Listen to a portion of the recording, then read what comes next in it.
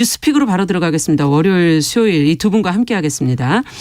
전혜연 우석대 개공 교수님 안녕하세요. 안녕하세요. 전혜연입니다. 네, 조으론 변호사님 안녕하세요. 네, 안녕하세요. 조으론입니다. 네, 오늘 민주당 얘기를 좀 시작해 보죠. 송영길 대표가 다음 총선에 불출마 선언을 비롯해서 지금 강도 높은 쇄신책을 지금 내놓고 있는데 어떤 내용인지 지금 어떤 반응들이 나오고 있는지를 좀 먼저 살펴보겠습니다. 정 교수님께서 좀 정리해 주시죠. 예, 민주당 송영길 대표가 어제 기자회견을 통해서 이른바 인적 쇄신론을 중심으로 여러 가지 안을 내놨습니다.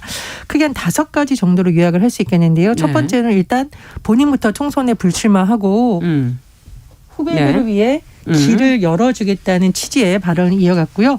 두 번째는 3월 재보궐선거에서 서울 종로, 청주 상당, 경기 안성 세 곳에 후보를 내지 않기로 하겠다라고 결정을 했는데요.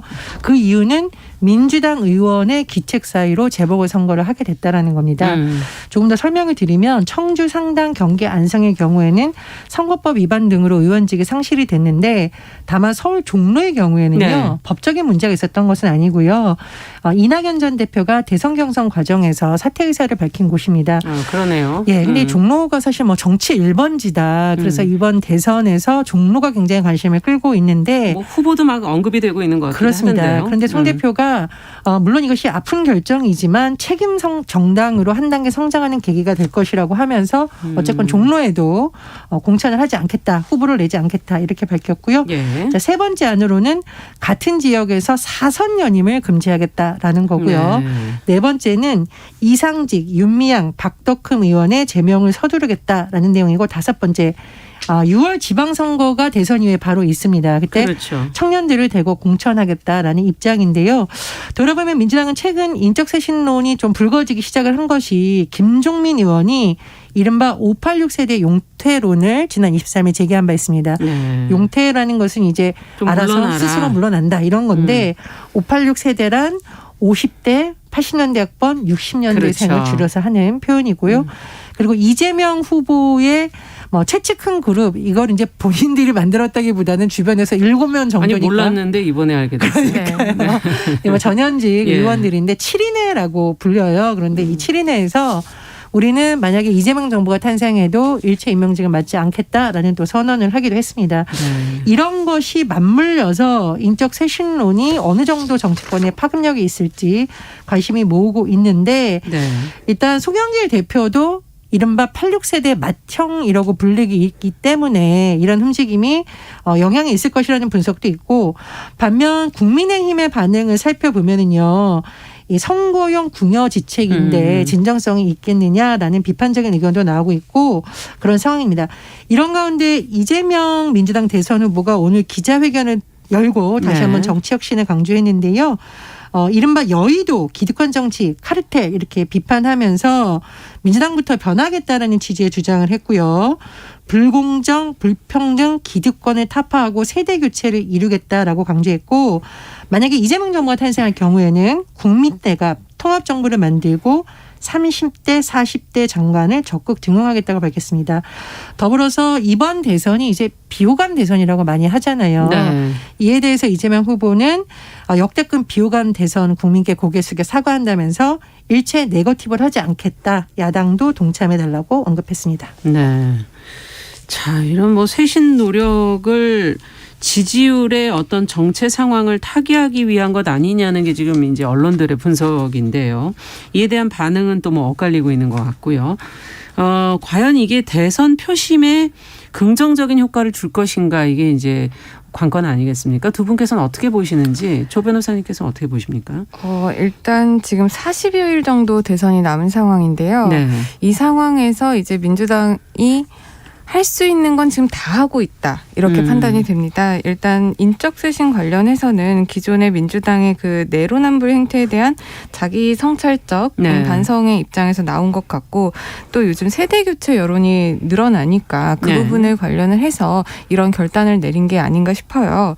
그리고 이재명 후보 같은 경우에도 이제 정치를 바꾸겠다라고 이제 말을 하고 있는데 이게 지금 그 윤석열 후보와 이재명 후보가 계속 여러 가지 치열한 공방을 하고 있는 가운데 윤석열 후보의 그 지지율이 그나마 조금씩은 상승하고 있는 추세임에도 불구하고 이재명 후보는 자신의 그 박스권 안에 갇혀서 30%대의 그 득표 지지율을 지금 유지하고 있는 상황에서 어떻게든 이런 상황을 타개하기 위한 노력이라고 보이기는 합니다.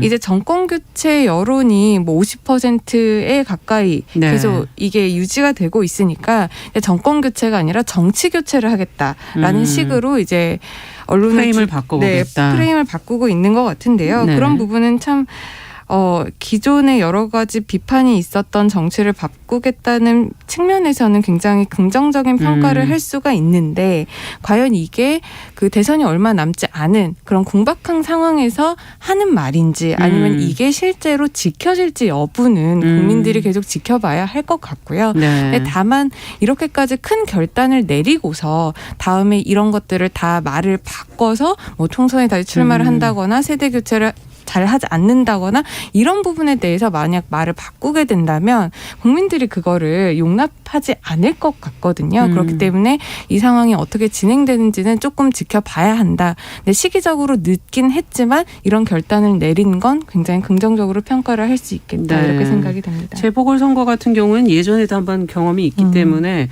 이게 정치인들의 발언이라는 게 상당히 그 무게를 좀 가지고 언행일치를 좀 해주는 게 상당히 중요하지 않나 하는 생각도 좀 들기도 하고요. 어떻게 보시는지요, 정 교수님께서는? 저 이제 크게 한 4가지 측면을 한번 볼 텐데요. 첫 번째로 이 시기나 의제가 맞물려 돌아가냐 저는 필요하다고 봅니다. 왜냐하면 잘 보시면 민주당의 이재명 후보, 국민의힘 윤석열 후보가 여의도 영선 정치인이에요. 국민들이 도대체 왜 이런 사람들을 큰 정당의 대선 후보로 뽑았을까? 기성 정치에 대한 비판적 의식. 그래서 기성 정치에 좀 덜 물든 사람이어서 한번 해봐라라는 민심도 분명히 담겼다고 보거든요. 그런데 안타깝게도 정작 대선 후보 경선 과정이나 대선 본선 돌입 이후에 이런 의제가 그동안 뜨지 못하고 너무 가족 리스크나 네거티브가 격화됐다는 비판이 있었잖아요. 그래서 이런 부분 두 사람에게 당했던 민심을 다시 한번 살려봐서 쇄신 경쟁, 뭐 정책 경쟁 두 축을 같이 간다면 긍정적인 결과가 좀 도출되지 않을까 생각을 하고요. 두 번째로 내용입니다. 이 내용이 만약 황당무계한 내용이다라고 하면 뭐 진보 보수를 떠나서 비판을 받을 만한데 사실 책임 정치 차원에서 본인 당에 속한 의원들 때문에 재보선이 치르게 된 거는 자당에서 후보를 공천하지 않는 게 맞습니다. 사실 이 부분은 서울시장, 부산시장 재보궐선거 때 우리 뉴스브리핑에서 다뤘을 때 그때 패널들인 송문희 박사님하고 저하고 일관되게 주장했던 문제이기 때문에 저는 뭐 이 부분도 공감이 가고요. 서울 서초, 갑과 대구, 중남의 경우에는 국민의힘 의원들이 의원직 사퇴를 했거든요. 윤희숙 의원과 각상도 의원인데 윤희숙 의원 경우에는 이제 부친 부동산 논란 관련해서 본인이 자진 사퇴한 거고 곽상도 의원은 아들의 50억 퇴직금 논란 이후에 사퇴를 한 경우입니다. 그래서 국민의당에서는 지금 민주당도 무공천해야 되고 국민의힘도 본인들 의원들의 잘못으로 생긴 재보궐선거 후보 내지 말아야 된다라고 주장을 하는데 특정 정당의 주장을 떠나서 저는 거대 양당부터 책임 정치를 실현하는 차원에서 하지 않는 것이 맞다. 이렇게 생각이 들고요. 세 번째, 네 번째를 짚자면 세 번째는 과제인데 변호사님 너무 잘 짚어주셨습니다. 사실 당대표가 이 정도 선언을 할 정도면 후속 조치가 잘 돼야 진정성을 인정하는 거죠. 그래서 지금 86그룹에서는 송영길 대표와 우상호 의원 정도가 의사를 밝혔는데 저는 뭐 86그룹 전체에 대해서 너무 프레임을 씌워서 비판하는 것은 문제가 있지만 또 이런 의제가 나왔을 때 생산적으로 그럼 어떻게 청년 정치인을 육성하느냐를 대안을 먼저 좀 선배 정치인들이 의논하면서 모습을 마련을 할 필요가 있죠. 필요하다고 생각을 하고요. 마지막으로 좀 아쉬운 점은 뭐냐면 민주당은 지난 재보궐선거가 도대체 왜 치러지게 됐는지에 대해서 그리고 그때 공천했던 점에 대해서는 이번에 짚고 넘어가야 됩니다. 이걸 얼렁뚱땅 넘어가 생각하지 말고요. 특히 앞으로 민주당의 진정성을 인정을 받으려면 본인 자당 소속 단체장들의 성비 사건으로 발생했던 부분에 대한 반성 그리고 2차 가해자 그리고 2차 가해자를 감싸거나 방조했던 인물들에 대해서 출당 조치를 하거나 앞으로 공천을 하지 않겠다는 약속을 사실 같이 해야 됩니다. 아직도 재판이 끝나지 않았습니다. 그렇습니다. 그리고 네. 이재명 후보가 왜 예상외로 이 젠더 이슈나던가 여성들에게 큰 지지를 받지 못하냐에 대한 기사가 요즘 많이 나오고 있는데요. 예. 저는 이게 민주당이 그때 문제를 제대로 마무리하지 못하면서 좋은 정책을 내놔도 저 정책이 진정성이 있냐라는 그렇죠. 의심을 좀 받고 있기 때문이라고 봐요. 그래서 기왕 하는 거면 이 부분에 대해서도 아프고 힘든 부분이라도 짚고 넘어가야 된다 네. 이런 생각이 듭니다. 네. 법적으로 한 가지만 더 말씀을 드려보자면 지금 동일 지역에서 3선을 초과해서 하지 못하게 예. 한다라는 안이 나오고 사선 연임 있는데 금지. 지금 이 부분 같은 경우에는 뭐 당원들이 이에 잘 따라주면 민주당 내부에서 진행될 수 있는 절차이기는 하지만 예. 기본적으로 이제 입법으로 이제 이게 만약에 해결이 되려면 입법이 돼야 되는 문제인 것 같아서 민주당뿐만 아니라 이제 국민의힘도 함께 논의를 해봐야 되는 것이 아닌가 그런 예. 생각이 들고요. 그런데 이게 또 자칫하다 보면은 위헌의 소지, 뭐 직업 맞습니다. 선택의 자유라든지 이런 위헌 소지도 있기 때문에 이거는 이번에 말이 나온 만큼 다른 직업군들이나 아니면 기본권적인 입장에서 전 사회적으로 한번 논의를 해볼 필요가 있는 부분이 아닐까 네, 이건 그렇게 생각을 법적인 합니다. 것이 좀 받쳐져야지 되지 않겠는가 하는 지적해 주셨어요. 예, 그리고 제가 하나만 더 네. 붙이면 국민내각하고 통합정부 얘기가 나왔잖아요. 네. 어느 당의 후보가 대선 후보가 되든 대선 끝나고 나서부터 여야가 매일 싸우고 네. 청문회 때 한 맞습니다. 사람이라도 더 낙마시켜야 된다. 이런 거 이제 좀 그만 보고 싶거든요. 소비적인 그런. 그렇습니다. 네. 그래서 이 통합내각이 다시 또 이번 대선에서 계속 얘기가 나오는데 뭐 여야를 구분하고 대선 후보들이 이런 점을 의제로 띄우는 것은 또 앞으로 어떻게 될지 지켜볼 대목이라고 봅니다. 네. 어쨌든 결과적으로는 행동이 따라야 되겠죠. 어떤 정책이든. 자, 두 번째 뉴스로 또 가보겠습니다.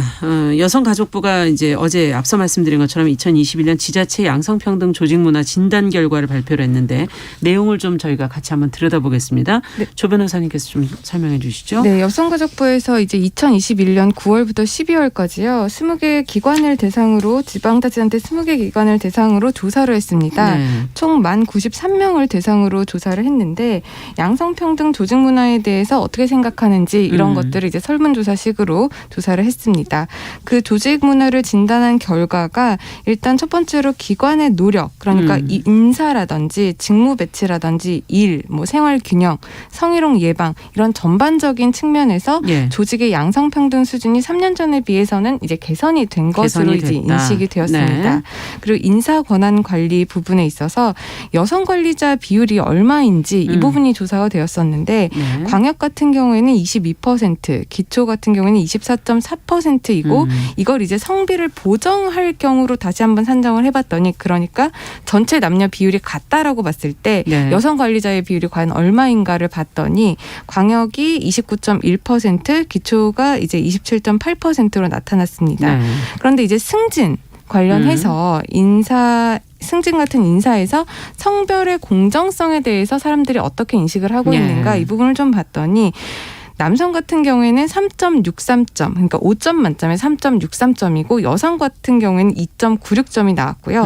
연령으로 봤더니 50대에서는 3.46점 그리고 30대에서는 3.21점 이런 격차가 존재를 한다고 보고 있습니다. 네. 직무 배치 관련해서도 한 성별이 60%를 넘지 않은 성별 균형 부서에서는 30% 미만 이라고 지금 나타나고 있고 공식적 비공식적 업무에서도 성별 분리 관행이 여전한 것으로 지금 조사가 됐는데 이걸 조금 더 들여다보면 이제 비서직 운영 같은 경우에는 예. 여성이 87.4%를 차지하고 비율이 높네요. 네, 정무나 이제 수행 비서 같은 경우에는 88.8%가 이제 남성이라고 봐서 같은 비서 정무 업무라도 네, 업무에 있어서 이제 성별을 분리하는 관행은 여전히 존재하는 것으로 이제 조사가 되고 있고요.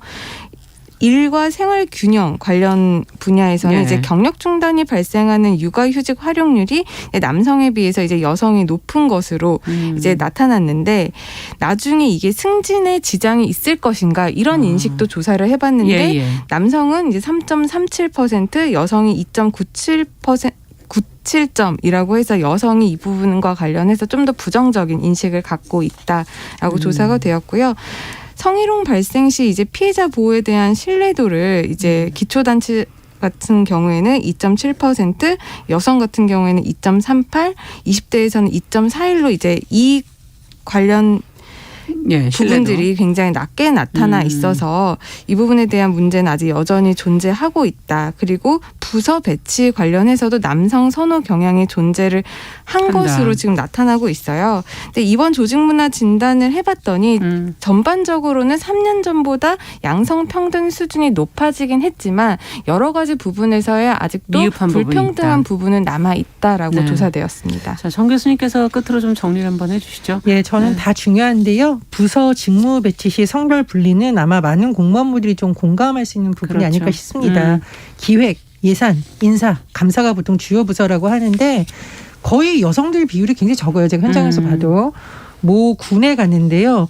여성 계장이 처음 나왔다고 축하를 하고 예, 축하하고 그런 일이 있었다고 하니까 각 예산 분야라든가 중요한 부서에 그냥 좀 직급이 낮을 때부터 경험을 쌓게 해줘야 나중에 그 일을 할 수 있는데 계속 배제하다 보니까 승진 때도 다시 영향이 생기는 거거든요. 이 부분에서 좀 많은 개선이 이루어졌으면 하는 바람이 있습니다. 네. 자, 뉴스픽 오늘은 여기까지 말씀 듣겠습니다. 조으론 변호사, 전혜연 교수 두 분과 함께했습니다. 감사합니다. 감사합니다. 자, 정용실의 뉴스 브런치 1부 마치고 저는 잠시 후에 2부에서 돌아오겠습니다. 11시 30분부터 일부 지역국에서는 해당 지역 방송 보내드립니다.